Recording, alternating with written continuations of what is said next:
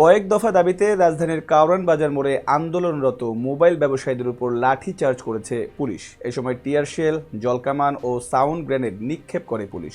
রবিবার দুপুরে থেমে থেমে সংঘর্ষ শুরু হয়। এ সময় ব্যবসায়ীরা ইটপাটকেল নিক্ষেপ করে। ঘটনাস্থলে অতিরিক্ত পুলিশের পাশাপাশি সেনা ও র্যাব সদস্যরাও পরিস্থিতি নিয়ন্ত্রণের চেষ্টা চালাচ্ছেন।